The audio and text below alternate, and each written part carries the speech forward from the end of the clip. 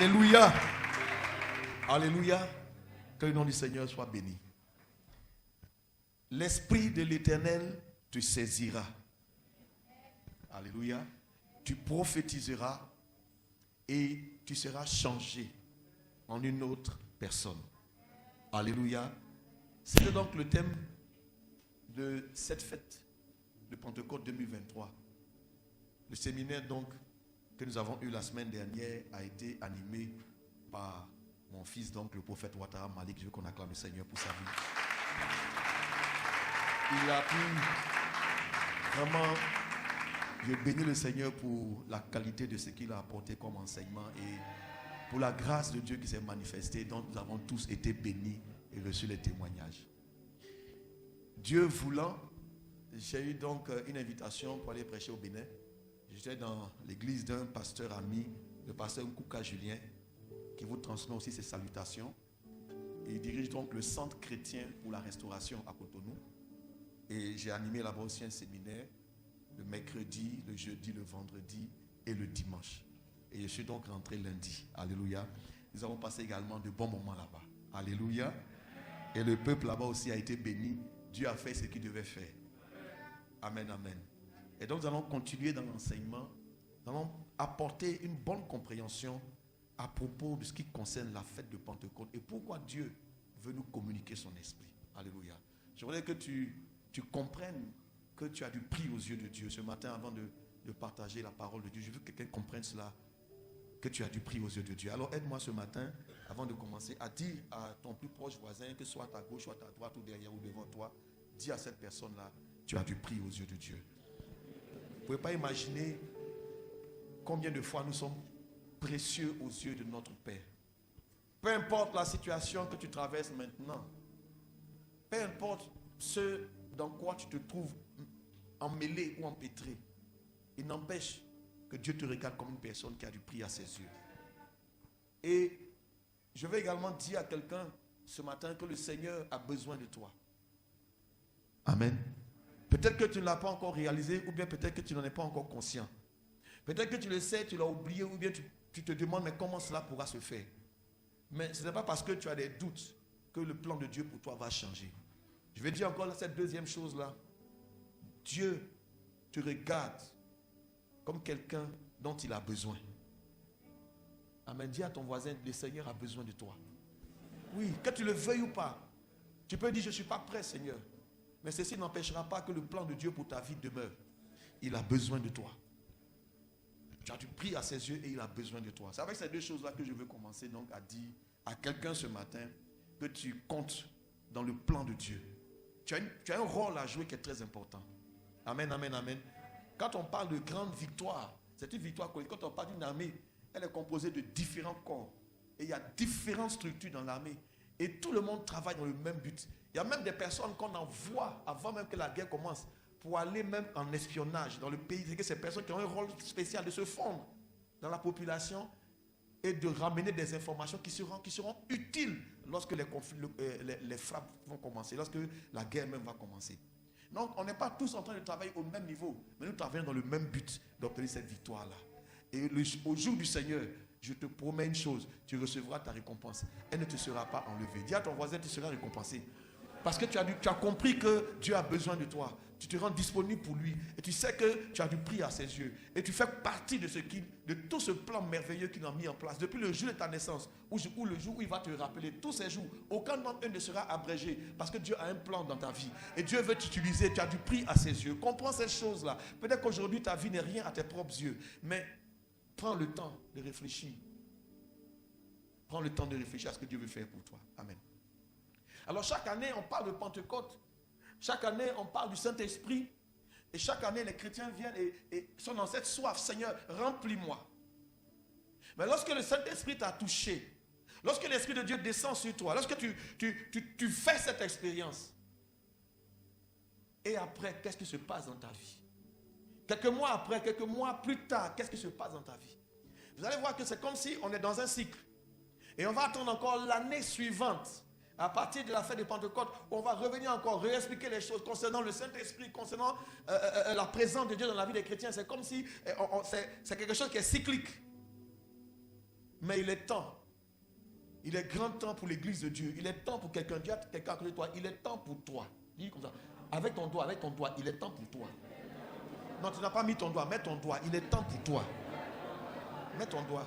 Est-ce que tu as bien mis ton doigt? Voilà. C'est-à-dire, il y a quelque chose que Dieu veut faire qui est particulier.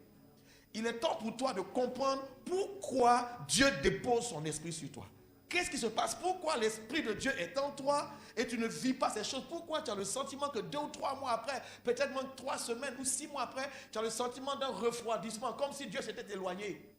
Et tu as besoin, à chaque fois qu'on parle de Pentecôte, l'année qui suit, de prendre un temps de jeûne, de te sanctifier, pour être à nouveau dans la soif, d'être rempli de l'esprit. Non, être rempli de l'esprit, c'est la chose qui appartient au début, qui vient pour ceux qui entrent dans la maison de Dieu. Ils ont besoin de ça. Mais une fois que tu es rempli, tu es rempli. Il s'agit de comprendre ce pourquoi tu reçois. Si tu n'as pas compris la chose, alors tu seras toujours entraîné dans ce mouvement. Quand la Pentecôte va arriver, tu vas chercher un endroit où il y a 21 jours, 15 jours de jeûne pour te préparer pour recevoir. Tu vas vivre ça pendant 2 mois, 3 mois et après, il y aura encore le même refroidissement parce que tu n'auras pas compris pourquoi tu as reçu cette grâce-là. Il y a un but précis. Et c'est un peu dans ce sens-là que je veux abonder.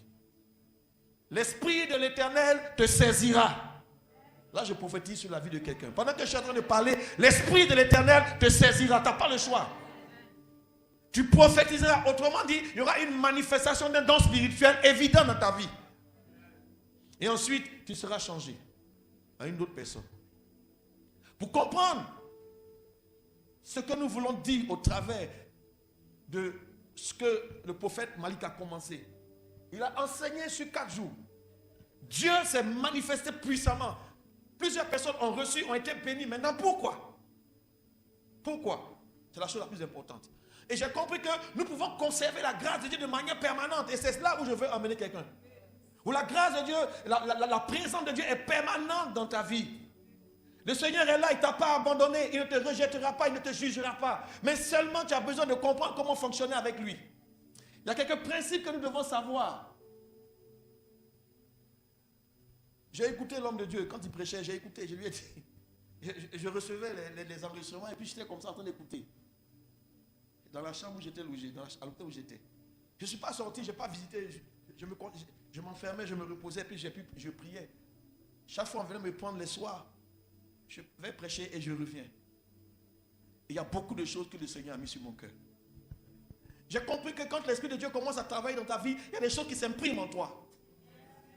Il y a des choses qui vont venir dans ta vie s'imprimer comme des choses qui correspondent au plan de Dieu auquel tu es destiné. Il y a des choses qui viendront, tu n'auras même plus besoin de prendre note. Mais je suis en train de parler des choses que le Seigneur est en train de graver en toi. Tu comprendras ce que ça veut dire, le mot saisir. Et je voudrais situer le contexte dans lequel cela a été dit. Vous êtes d'accord avec moi? Pour bien comprendre pourquoi Dieu parle ainsi au travers de son serviteur Samuel. Mais il y a bien une raison. Il y a bien une raison. Alors je veux que tu sois attentif avec moi. Aujourd'hui, ce que je vais faire, moi je vais juste essayer de situer le contexte dans lequel cette parole a été dite. A été dite plutôt. Nous allons partir dans 1 Samuel, mais ça a été dit en 1 Samuel au chapitre 10, mais on va revenir un peu plus tôt. En 1 Samuel au chapitre 8. On va venir au chapitre 9 après le chapitre 10. Nous allons voir qu'est-ce qui s'est passé. Chapitre 11, 12, 13 et 14, 15 plus tard, mais pas aujourd'hui. Mais je veux situer ça. Comment c'est venu? En 1 Samuel au chapitre 8, nous lisons la parole de Dieu. Lorsque Samuel devient vieux, dis à ton voisin, Samuel est devenu vieux. Et que tu veux ou tu ne veux pas, la vieille là, c'est là. Est-ce que j'ai parlé à quelqu'un? Et là, tu vas lutter comment, quel que soit le champion dans lequel tu vas rentrer, un jour la vieillesse va arriver. Même David a dit, j'ai été jeune et j'ai vieilli. Je prie que tu vieillisses bien. N'aie pas peur de l'âge, ça fait partie des choses de Dieu. Alléluia. Et là, ton voisin dit, mais tu vieillis bien. Il y en a qui sont dans le championnat, alors que c'est une bonne chose. Alléluia. Et qui luttent, non, je ne veux pas. Lorsque Samuel devient vieux, Je me rappelle, quand l'apôtre Paul écrit, l'apôtre Jean, en 1 Jean, au chapitre 2, il écrit, il dit, petits enfants, je vous écris. Ensuite, il dit, je vous écris père.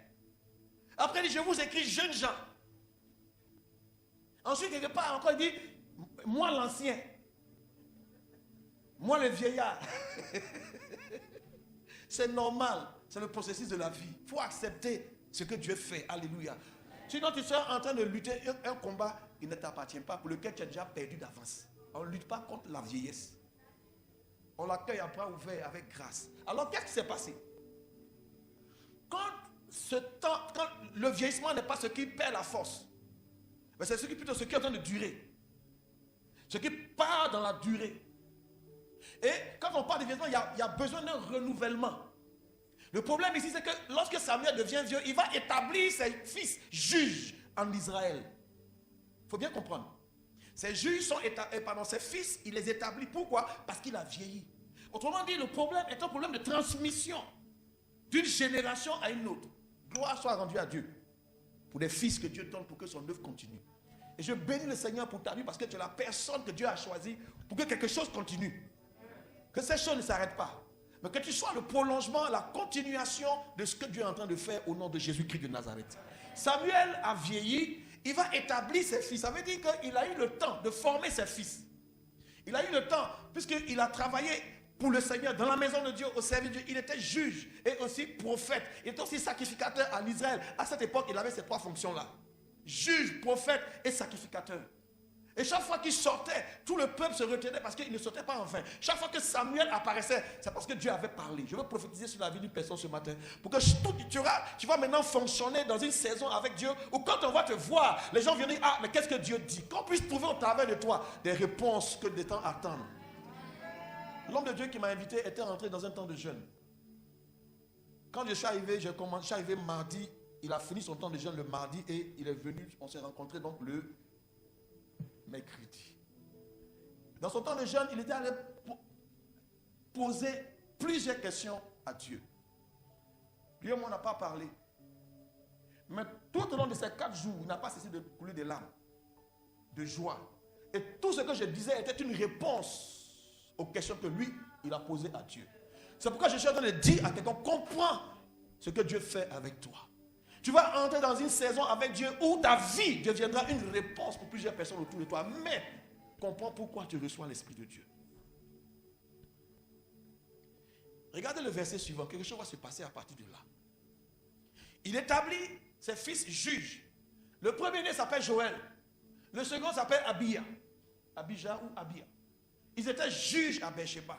Donc ils sont établis. Ils doivent continuer l'œuvre de leur père. Voyez?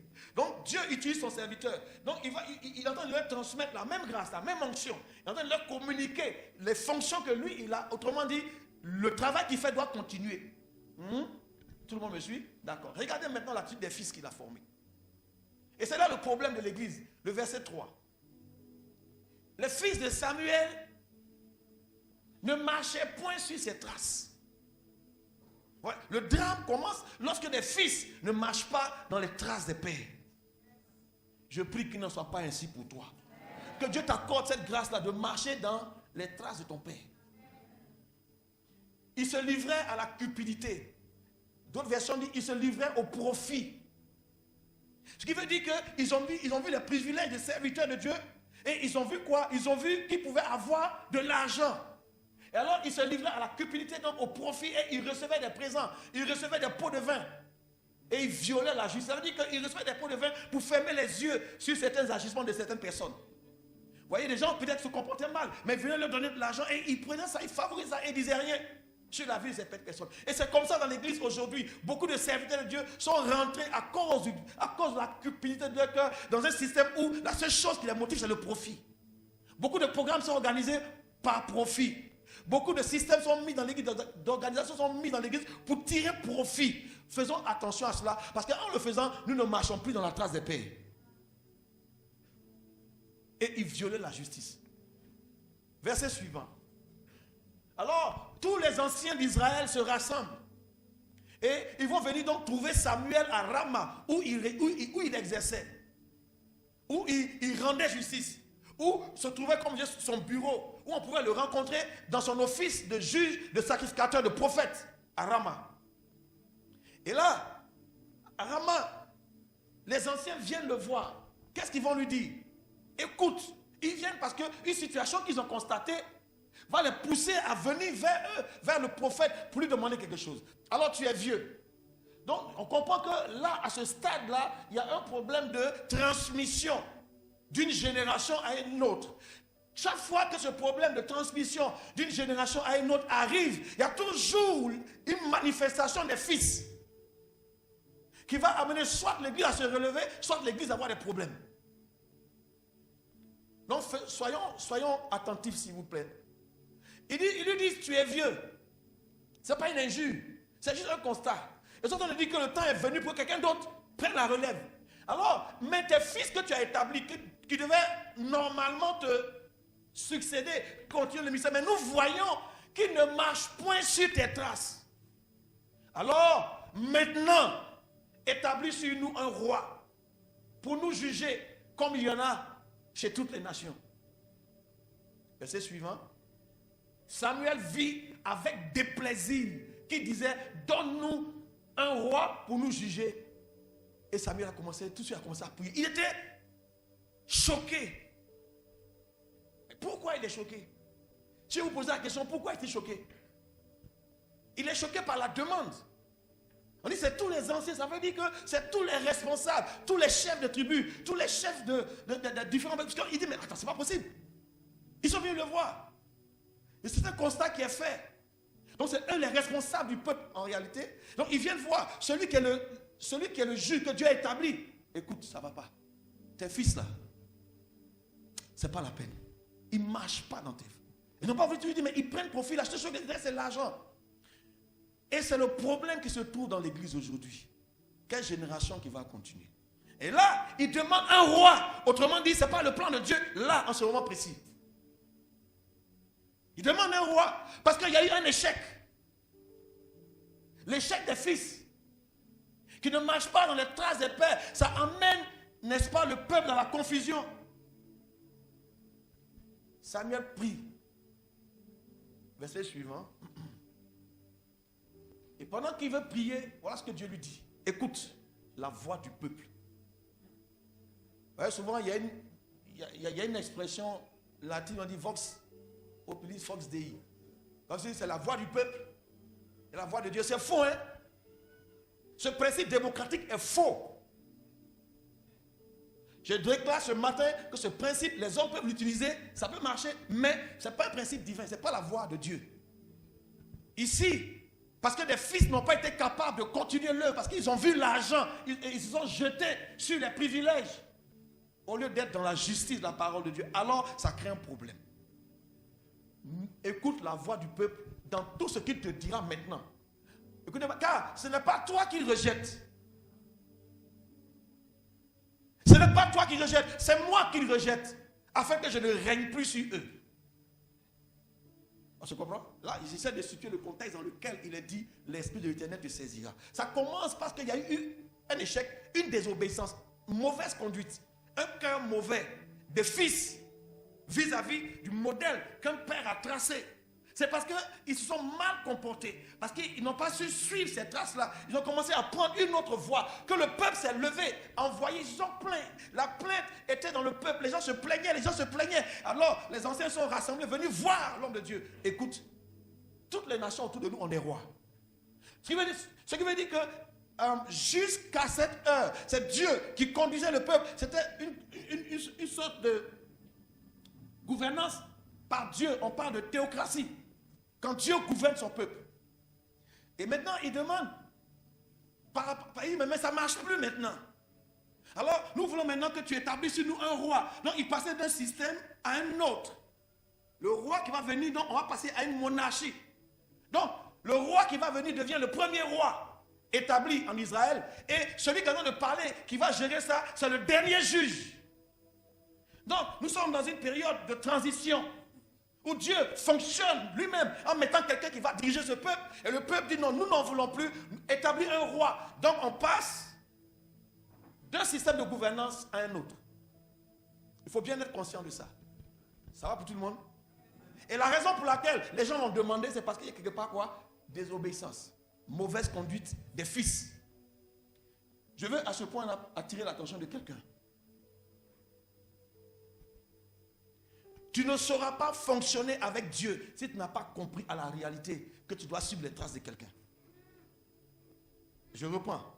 Tu ne sauras pas fonctionner à la réalité avec Dieu si tu n'as pas compris que tu dois faire quoi? Tu dois suivre les traces de quelqu'un. Parce que là, ils n'ont pas suivi les traces de leur père, mais c'est-à-dire que dans la vie, dans la pensée de Dieu, lorsque nous fonctionnons avec lui, nous devons suivre quoi? Les traces de quelqu'un. Alors je pose la question ce matin, quelles sont les traces que tu suis? Sur les traces de qui es-tu en train de marcher? Il faut pouvoir le dire, sinon tu vas recevoir l'Esprit de Dieu, tu ne sauras pas quoi faire, 2 mois, 3 mois après, et tu as le sentiment que, mais qu'est-ce qui se passe dans ma vie? Et tu vas entendre encore l'année prochaine, quand on va approcher du mois de mars, avril, tu vas commencer à parler, on va commencer à se préparer avec la Pâque, et puis tu vas commencer à jeûner encore, Seigneur touche-moi, et chaque année ce sera pareil. Parce que tu n'as pas compris dans les traces de qui tu dois marcher. Ils agissent à ton égard comme ils ont toujours agi. Depuis que je les ai fait monter d'Égypte jusqu'à ce jour, ils m'ont abandonné pour servir d'autres dieux. C'est-à-dire que ce n'est pas aujourd'hui que ça a commencé. Il faut écouter leur voix maintenant. Et donne-leur des avertissements. Fais-leur connaître le droit du roi. Vous demandez un roi, mais faites attention. Celui que vous demandez, il a des droits. Donc, le roi qui va régner sur eux, là, il faut leur dire. Il demande quelque chose, donc il faut leur dire. Ce qui est dans ce qu'il demande. Souvent, on demande à Dieu des choses, mais on ne sait pas ce qui est dedans. Dis à ton voisin encore, est-ce que tu sais ce qui est dedans? Il y a des choses que tu demandes, mais tu ne sais pas ce qui est dedans. Donc, à la suite, Samuel va leur dire quels sont les droits du roi. Il essaie d'appuyer pour les dissuader. Ne demandez pas, bon c'est vrai, mais ne demandez pas un roi. Laissez Dieu va continuer à vous.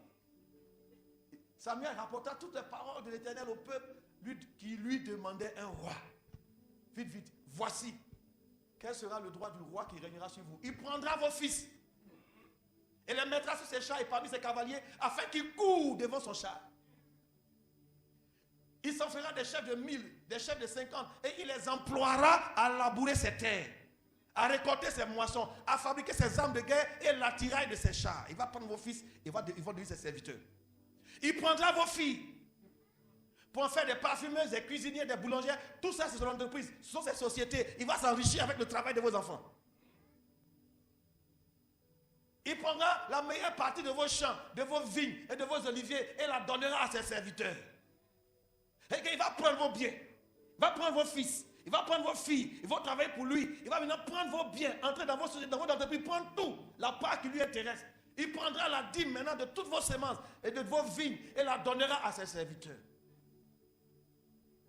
Il prendra vos serviteurs et vos servantes, vos meilleurs bœufs, vos ânes et s'en servira pour ses travaux. Vous voulez encore un roi? Soyons attentifs. Comme je suis en train de le dire, pendant que je vais parler, l'Esprit de l'Éternel saisira. Et on va comprendre au fur et à mesure ce que ça veut dire saisir. On n'a pas compris c'est quoi saisir.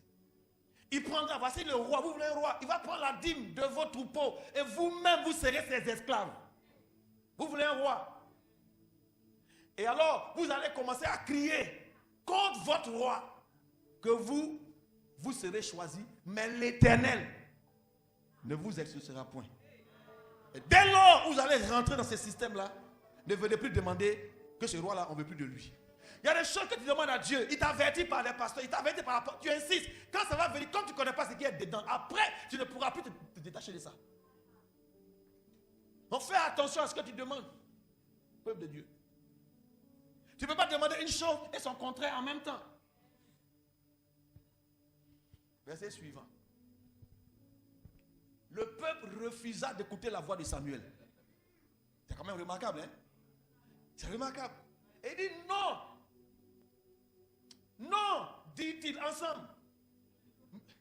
Peu importe que nous soyons ses esclaves, peu importe qu'ils prennent nos enfants, qu'ils prennent nos fils, nos filles pour en faire leurs serviteurs. Peu importe que le roi prenne nos bonnes terres, nos bons animaux, nos serviteurs. Peu importe.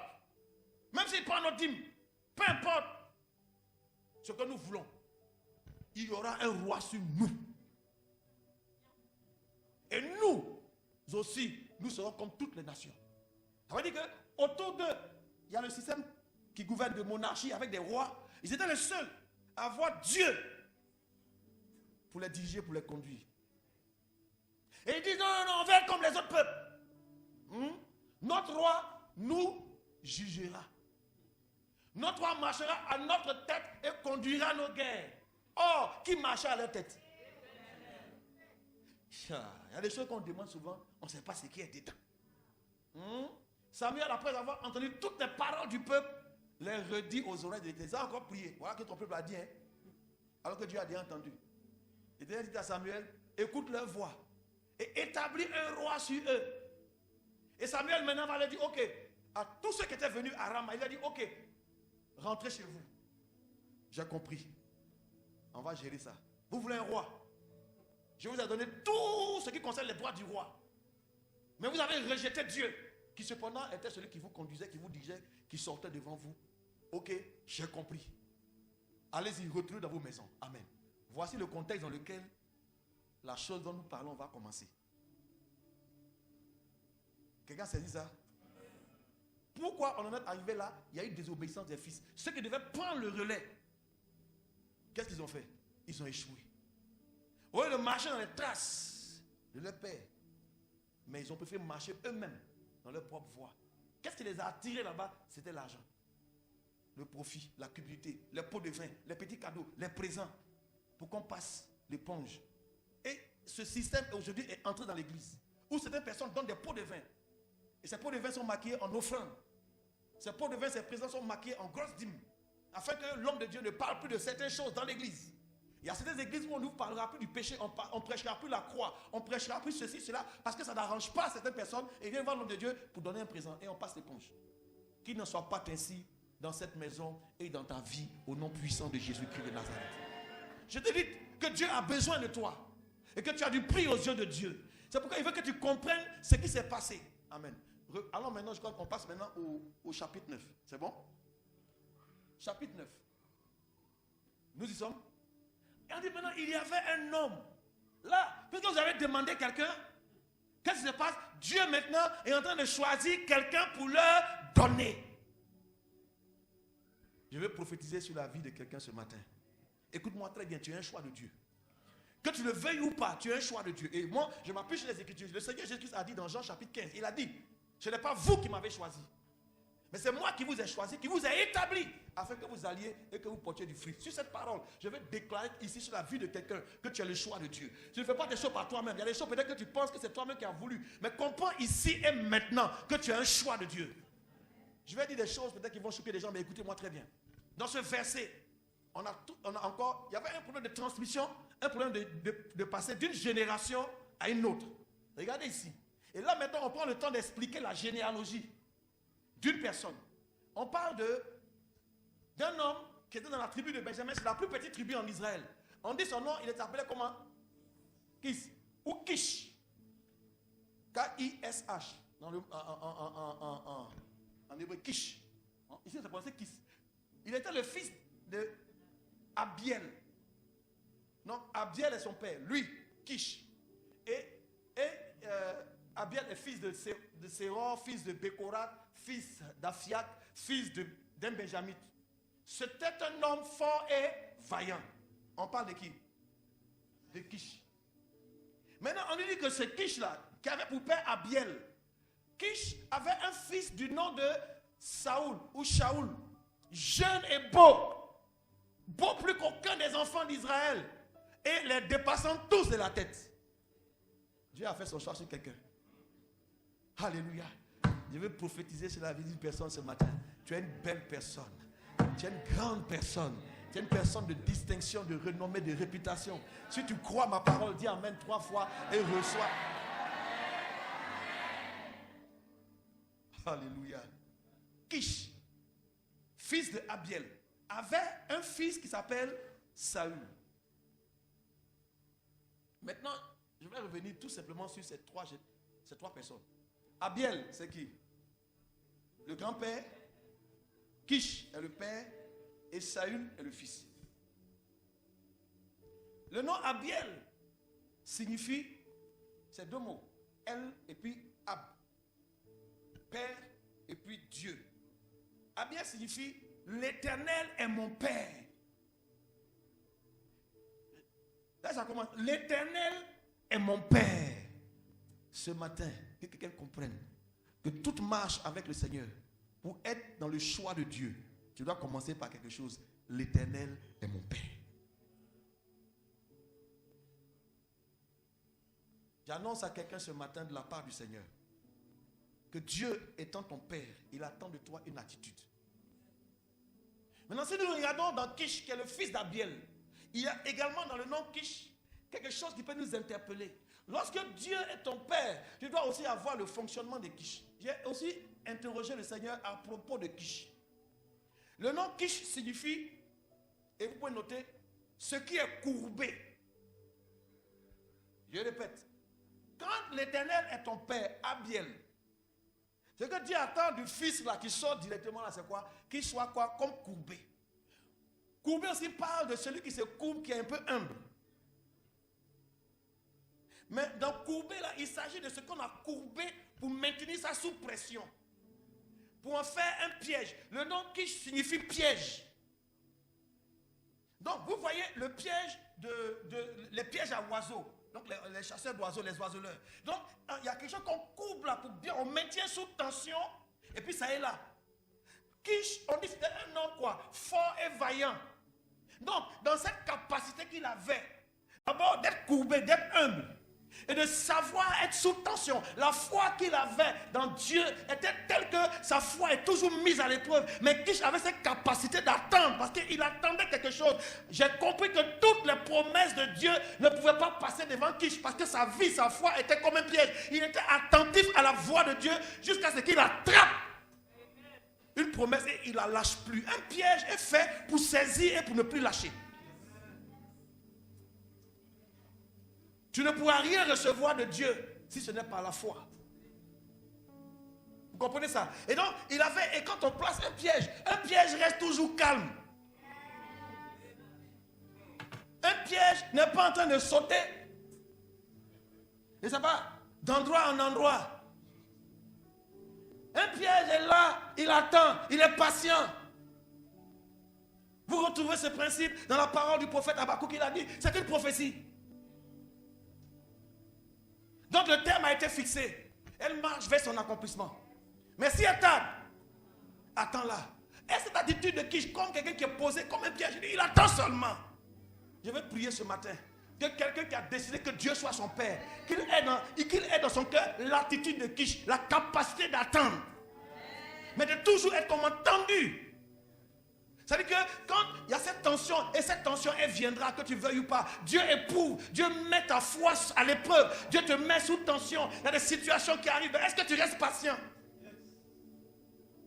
Mais quand tu es en train de sauter dans tous les endroits, il faut aller taper à gauche, à droite, chercher ici, chercher là-bas. Mais Kish, comme on peut dire dans le langage d'un Ivoirien ici, il ne tapait jamais poteau. Il est là, tranquillement, un piège. Quand les oiseaux viennent picorer là, il y a un appât. Le piège ne bouge plus. Je veux dire à quelqu'un, tu as trop bougé. Ton problème c'est que tu bouges trop. Dès que le piège bouge, l'oiseau s'en va. Il y a des promesses de Dieu, il faut rester calme. Ça ne viendra pas tant que tu n'es pas resté calme. La chose, tu ne pourras pas la saisir tant que tu n'es pas resté calme. Et toujours sous tension, sous pression. Est-ce que je suis en train de parler à quelqu'un? Donc, Abiel, Kish, et ça donne quoi?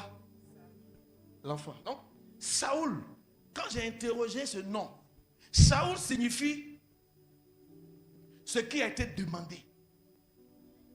Et qu'ils ont demandé quelque chose. Ils ont demandé un roi. Et le nom Saoul, Dieu va choisir quelqu'un dont le nom signifie ce qui a été demandé. Je veux dire à quelqu'un qu'aujourd'hui, laisse-moi te dire que si tu fonctionnes dans cette dimension dont je suis en train de parler, tu deviens La réponse d'un besoin qui va venir, peut-être pas aujourd'hui. Chacun de nous a une réponse à un problème qui va se poser demain. Mais c'est parce que tu as dit, comme Charles a dit, que ce que quelqu'un aura demandé, la chose sera en toi. Qu'on le veuille ou pas, quand tu comprends pourquoi l'onction arrive, comment l'Esprit de Dieu fonctionne, il fait de toi la personne qui devient la réponse à un besoin. Peut-être que le besoin ne s'est pas présenté maintenant, mais ne regarde pas seulement toi ton besoin, mais Dieu fait de toi une réponse pour le besoin de quelqu'un. C'est une des raisons pour lesquelles tu reçois l'Esprit. Ils ont demandé un roi. Et Dieu a choisi qui ça? Shaoul. Celui qui a été demandé. Les personnes sont en train de pleurer. Mais celui qui doit répondre à ça là est assis ici. Mais il n'a même pas compris. J'étais en train de prêcher le dimanche. Pendant que je prêchais, j'ai dit ici quelqu'un, pendant que je prêchais, la moitié de la salle était debout à m'écouter. Je ne sais pas pourquoi, c'est Dieu qui fait ça. Il m'écoutait. Il y a un qui s'est jeté, il a couru, il s'est jeté à mes pieds. Et puis il a commencé à crier, il a appelé sa femme. Viens. Et puis c'est à cause de nous, c'est à cause de moi que l'homme de Dieu est venu. C'est ma Pentecôte, c'est ma Pentecôte. Pourquoi? Je suis venu comme un besoin, une réponse pour son besoin. Comprends la dimension de la grâce de Dieu sur ta vie. Pendant que tu m'écoutes, tu n'as pas idée des besoins qui vont se présenter autour. Peut-être pas maintenant, mais tu deviens une réponse à un besoin. Ça ne dépend pas de toi. Où Saoul était, il ne savait même pas ce qui s'est passé. Ce n'est pas lui qui allait demander un roi. Il y a des situations dans lesquelles tu vas te faire passer. Ce n'est pas toi qui as demandé. Ce n'est pas toi qui as voulu cette situation. Mais Dieu permet que des choses arrivent pour que toi, tu deviennes quoi? La réponse. Donc il y a des situations où tu ne demandes plus pour toi. Tes besoins deviennent secondaires. Tes besoins deviennent tertiaires. La chose que Dieu veut faire avec toi en rapport, en te saisissant par son esprit, c'est pour que tu deviennes une réponse à une demande qui est exprimée quelque part. Est-ce que ça va? Donc, ça commence d'abord avec qui est ton père? Abiel. L'Éternel, Dieu est mon père. Donc, je comprends que je dois faire quoi? Être comme Kish. Pouvoir être courbé sous le poids de la loi de Dieu. Être courbé dans l'humilité. Mais être sous pression. Parce que la foi vient de ce qu'on entend. Et ce qu'on entend vient de la parole de Dieu. Donc, cet homme avait pris. C'est pourquoi il dit c'était un homme fort et vaillant. La Bible dit que je puis tout par celui qui me fortifie. Frère, tu n'es pas au courant que tu es fort. Regarde, tu es comme faible. Le piège là, c'est quelque chose qui est faible. Attention, on peut négliger ça. Mais fais attention. Quand ça t'a attrapé, ça ne te laisse plus. Ça t'immobilise. Toutes les promesses de Dieu concernant ma vie, je les saisis les unes après les autres. Je les immobilise et elles se réaliseront dans ma vie au nom puissant de Jésus-Christ. Pourquoi? Pour que je devienne cette réponse. Il y a un besoin quelque part. Et Dieu a besoin de toi. Ça va? Je peux continuer encore? Juste 2 minutes. À la suite, Dieu va créer une situation. C'est-à-dire, il faut comprendre que la chose que Dieu veut faire avec toi n'arrivera pas si ce n'est pas dans une situation que Dieu va créer. Je répète, la chose que Dieu veut faire avec toi ne viendra pas à toi en courant, mais ce sera dans une situation que Dieu va amener ces choses-là vers toi. Tous les hommes de Dieu que nous avons vus, tous les grands héros de la Bible ont fonctionné avec Dieu dans des situations qui sont arrivées pour lesquelles ils n'étaient même pas préparés. Et puis Dieu les a utilisés pour accomplir son destin. Ça peut aller. Là, on nous dit les ânesses de Kish. Ça veut dire que c'est un homme vraiment riche. Père de Shaoul s'égare. À la réalité, ces ânesses ne sont pas égarées. Ces ânesses ont suivi une direction différente de ce qu'ils avaient l'habitude de suivre chaque jour. Chaque jour, les ânesses revenaient dans l'étable. Les ânesses étaient dirigées par les bergers. Ils revenaient dans l'étable. Mais pourquoi? Parce qu'il y a un besoin quelque part. Il y a une situation quelque part. Dieu doit faire quelque chose dans la vie de Shaoul, de celui qui a été choisi, de celui qui doit répondre aux besoins de quelqu'un. Je veux dire à quelqu'un ce matin, tu n'as pas compris, tu n'as rien perdu. Les ânesses de Kish étaient perdues, mais le Seigneur m'a dit, les ânesses n'étaient pas perdues. Mais j'ai amené ces ânesses-là quelque part pour les garder. Je les ai mis quelque part pour qu'il y ait une situation où le choix que j'ai fait commence à être révélé. Makataya. Et souvent, on pleure sur ce qu'on a perdu. Mais quelque temps après, vous allez vous rendre compte que le chapitre suivant a suffi, un seul chapitre a suivi pour qu'ils puissent retrouver. On dit les années sont retrouvées, ça veut dire que égaré c'est différent de perdu. Je regarde ça comme il y avait un coin où elles s'égaraient, elles ont loupé l'endroit, c'est tout, mais elles sont allées se promener. Et plus tard, elles sont revenues, on dit elles ont été retrouvées. Je veux prophétiser ce matin sur la vie de quelqu'un. Tu n'as pas perdu cette chose.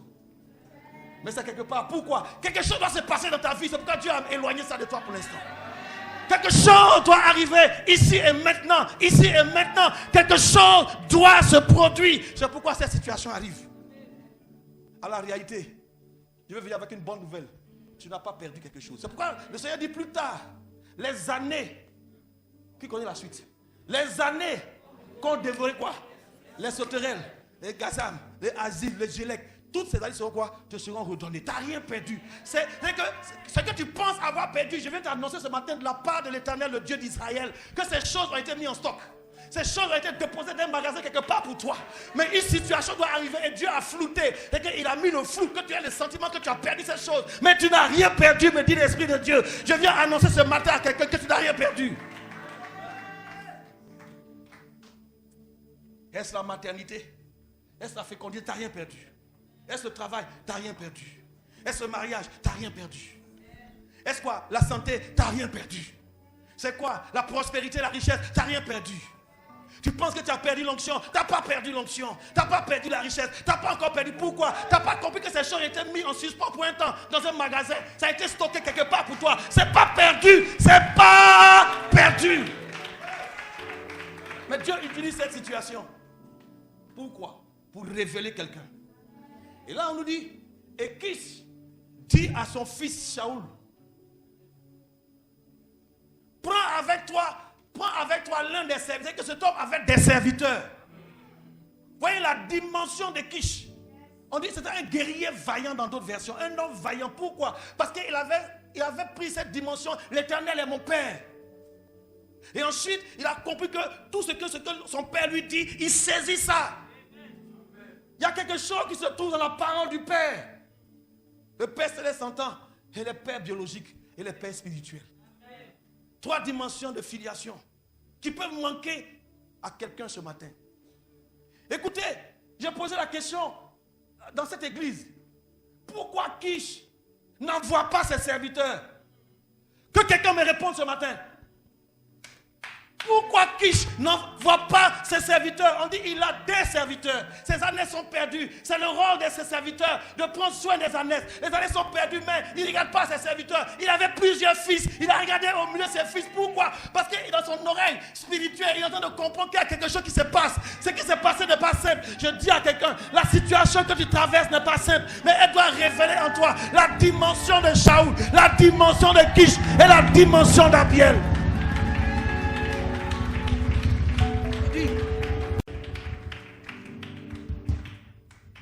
Avec toi et va. Lève-toi, va et cherche les ânesses qui sont perdues. Un père vient de donner un commandement, une instruction à quelqu'un qui se reconnaît comme quoi? Comme fils. Voici le secret. Voici le secret que beaucoup perdent. Beaucoup n'ont pas compris.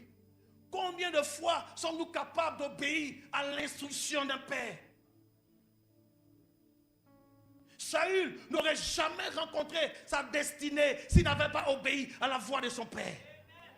Saül n'aurait jamais rencontré Samuel s'il n'avait pas écouté la voix de son père. Et il y a plusieurs exemples comme ça. Christ lui-même est venu ayant écouté la voix de son père.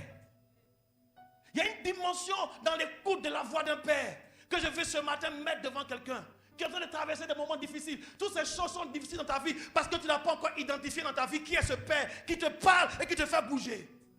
Qui est ce Père dont la voix a une dimension d'un commandement, dont la voix a une telle puissance que quand il parle, tu ne peux plus rester assis. Quand cette personne parle, tu es obligé de bouger. Si tu n'as pas encore rencontré une telle personne, prie que Dieu te mette en contact avec une telle personne. Makatabro Sukaya. Santa Rianta Rabro Santa Brakata Suri Brahira Hataya Manderebo Sukaya Brekata Santa il écoute la voix de son père. La Bible nous dit que il obéit tout de suite. Donc, il y avait une désobéissance des fils. Des fils de Saül. Pardon, des fils de Samuel, le juge. Qui étaient ces fils, ces deux fils? Retenez, Joël et Abijah. Qui n'ont pas été capables de faire quoi? D'obéir à la voix de leur père. Qui n'ont pas été capables de marcher dans les traces de leur père. Et ça a créé cette situation. Et là maintenant, Dieu est en train de choisir. Il est en train de regarder comme il regarde aujourd'hui pendant que je suis en train de prêcher. Le Seigneur est en train de regarder au milieu de nous. Qui? Mais je sais que tu es déjà la personne qualifiée. Alors, il parle. Mais je veux introduire ici un autre verset. Affiche-moi Proverbe chapitre 1. Vous allez comprendre la dimension de l'instruction d'un père. Écoute mon fils l'instruction d'un père. Et ne rejette pas l'enseignement de ta mère ou l'enseignement d'une mère. Ce qui veut dire que tu veux réussir dans la vie. Tu as besoin d'identifier. Qui peut être ce père qui parle et puis tu écoutes? Le problème de l'église, c'est qu'il n'y a pas cette paternité, il n'y a pas cette filiation forte, il n'y a pas ces hommes qui parlent et puis il y a des fils qui courent.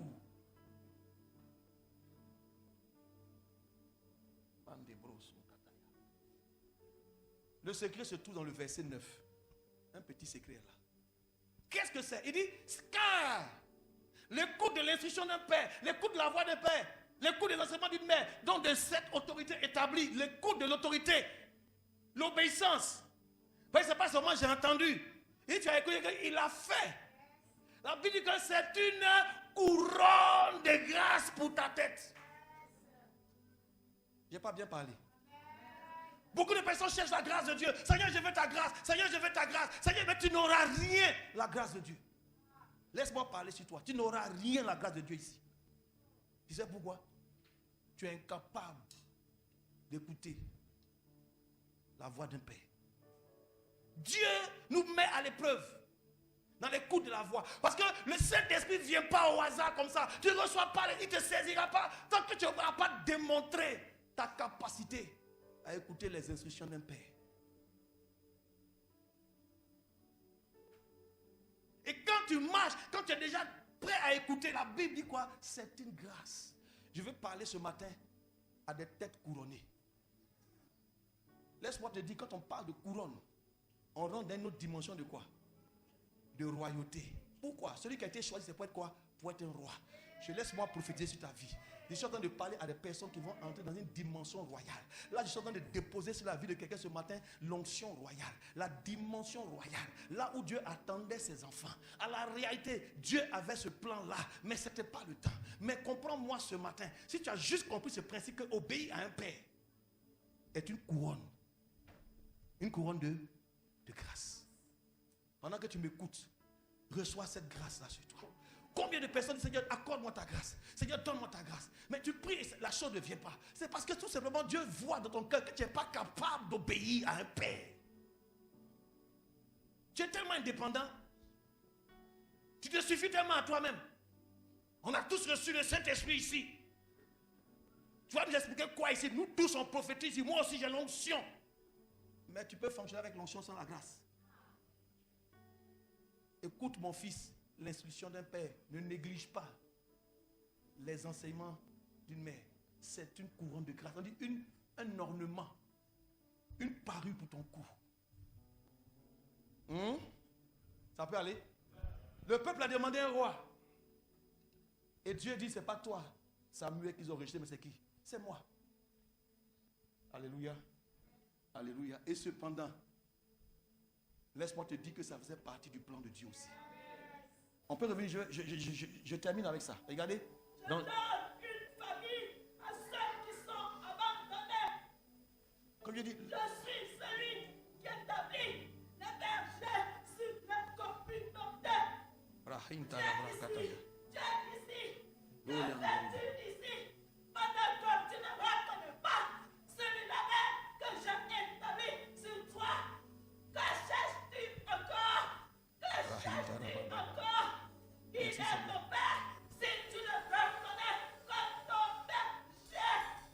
Vous savez, la grâce là, voici comment on l'acquiert. Quelque part quand vous lisez la Bible dit ceci. Dans l'Ancien Testament, au nord. Ça, c'est en parlant accompagné d'une promesse de la longue vie. Et qu'une promesse de vieillir bien. Une promesse de vieillir avec la grâce de Dieu. Là, je suis en train de parler d'une dimension de grâce qui est en train de descendre sur cette assemblée, sur tous les fils et les filles que Dieu nous donne dans cette maison. Je suis en train de parler de dimension de grâce exceptionnelle qui vient comme une couronne. Quand j'ai prêché comme ça là-bas, il y a eu une cérémonie de couronnement. Plusieurs personnes ont reçu cette couronne de grâce, sont tombées. Parce que je leur ai posé la question, ils ont pu identifier clairement qui était ce Père dans leur vie. Genèse chapitre 17. Dieu parle à Abraham. C'est bien avant que la loi ne vienne avec Moïse. On est au moins combien de siècles? Plus de 700, 600 siècles avant. 600 ans avant. Ok. Dieu dit à Abraham, quand Abraham est âgé de 99 ans, marche devant ma face et sois intègre. Il y a des traces que j'ai mis devant toi, marche. Dieu va mettre quelqu'un devant toi pour te conduire, mais marche devant ma face, sois intègre. Je dis à celui qui a ce choix de Dieu, à celle qui a ce choix de Dieu, tu n'as plus le choix. Dieu a ses regards sur toi. Peu importe que les sorciers te regardent, peu importe que les marabouts te regardent, peu importe qu'il y ait de l'adversité autour de toi, mais Dieu aussi a ses regards sur toi. Il te demande simplement, sois intègre.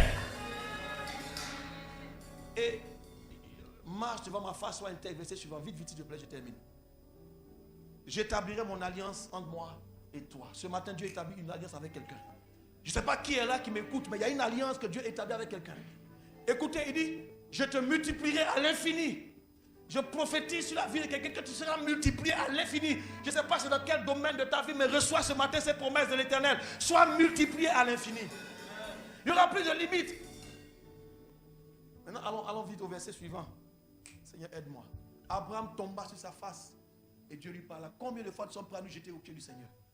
Combien de fois sommes-nous prêts à tomber devant la parole de Dieu? Parce que quand Dieu parle, c'est sa parole qui vient. Combien de fois sommes-nous prêts à nous prosterner? Seigneur, parle-moi.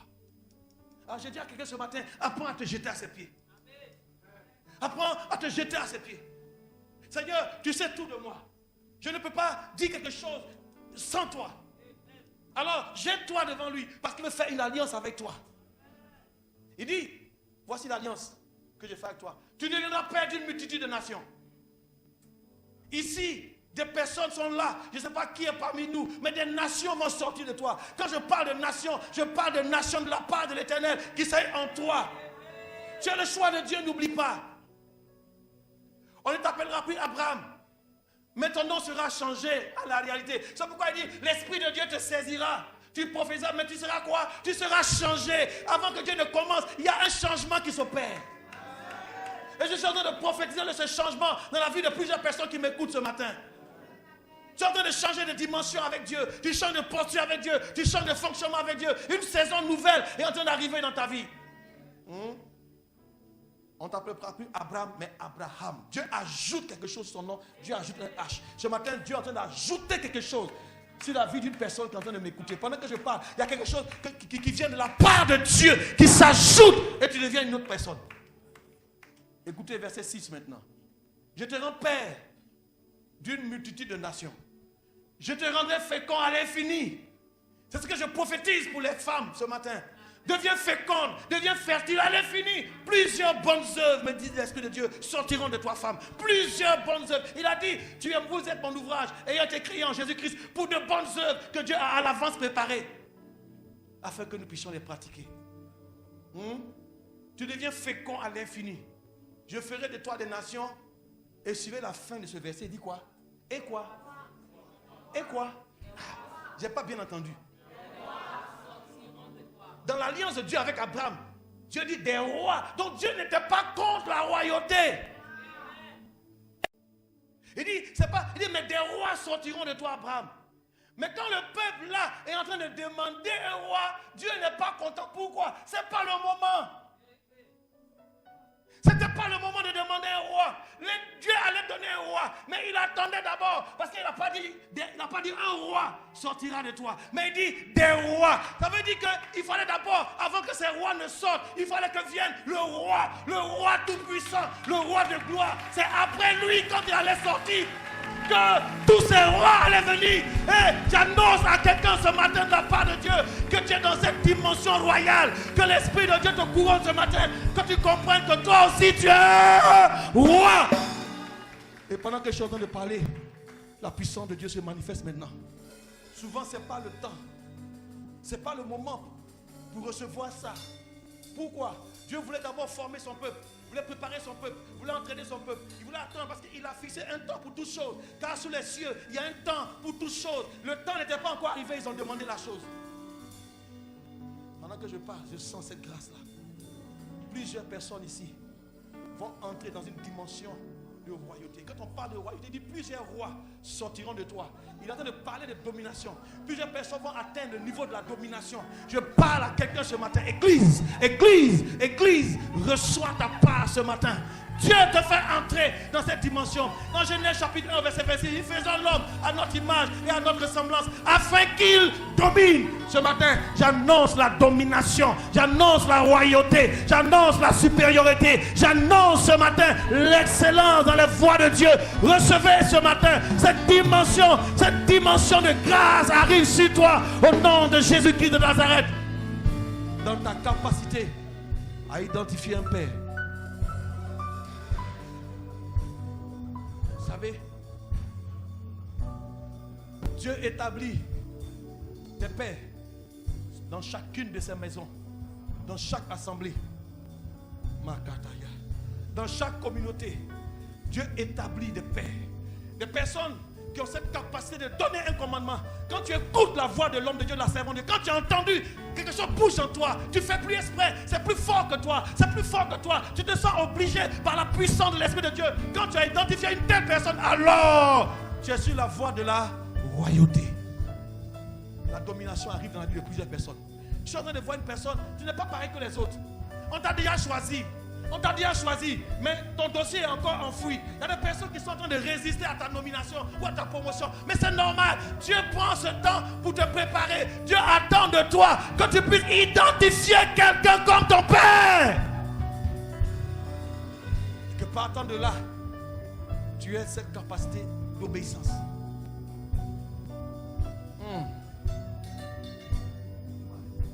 Les rois sortiront de toi.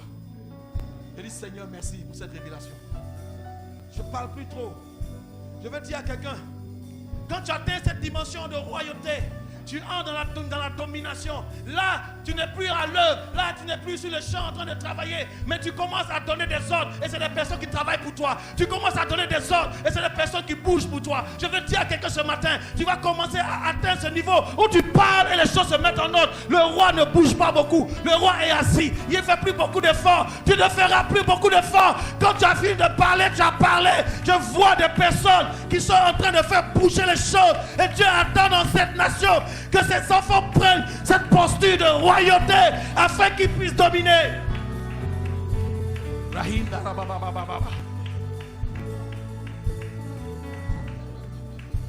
Plusieurs personnes ont négligé l'autorité d'un père. Dieu établit un pasteur comme un père dans une assemblée. C'est une dimension que Dieu lui-même a faite. Mais les gens négligent. Mais quand tu n'écoutes pas la voix de cet homme, quand tu n'écoutes pas la voix de ce père, quand tu n'es pas capable, mais c'est toi-même qui es en train de te priver de la grâce de Dieu. Plusieurs personnes se disqualifient elles-mêmes. Vous imaginez un peu Kis et Saül. Si Saül avait dit, ok, j'ai compris papa, mais j'ai parti après, il n'aurait jamais rencontré la royauté. Si Saül avait dit, tu m'as bien regardé, tous tes enfants là c'est moi qui envoie, il n'aurait jamais rencontré la royauté.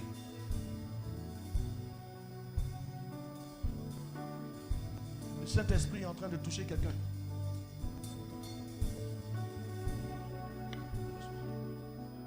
Juste la guitare basse seulement. Donne-moi un petit son. Il y a une personne parmi nous qui est en train de changer de statut. Et que ces statuts ont dit. Sa posture est en train de changer. Le vrai problème, identifier un père. Et Dieu nous met à l'exercice. Nous venons sur cette terre au travers d'un père et d'une mère. Dieu commence à te tester là-bas. Ton père et ta mère. Ensuite, quand nous grandissons, nous partons à l'école. Dieu met cette autorité sur les maîtresses, les maîtres à l'école, les instituteurs. Ils nous testent, chemin faisant, à l'école, à les professeurs, à l'université. Après même, dans le monde du travail, la hiérarchie. Tout ça, je suis en train de parler à des personnes. Regarde la hiérarchie comme cette dimension où Dieu veut t'emmener, mais prends le temps d'écouter, d'obéir. Et ensuite, Dieu te met également dans un foyer sous l'autorité de quelqu'un. Tout ça, je suis en train de parler des personnes qui portent l'autorité. Et quand tu rencontres le Seigneur Christ, quand tu donnes ta vie à Jésus, tu te fais rentrer dans une église, dans une communauté, dans une assemblée, dans un ministère, dans une famille spirituelle. Et là, il y a un père spirituel qui est là. Ton problème, c'est que tu ne l'as pas identifié. Ou si tu l'as identifié, tu le négliges. Tu ne le respectes pas. Quand il te donne un ordre, peu importe, et que tu sais, est-ce que vous savez ce que Dieu a mis dans le cœur de Christ, que ce jour-là, il regarde tous ses serviteurs, tous ses enfants, et puis ils disent à un, Saül, va chercher les ânesses. Tu sais pourquoi? Pourquoi l'homme de Dieu te demande de faire telle chose? Tu refuses de faire. La grâce est...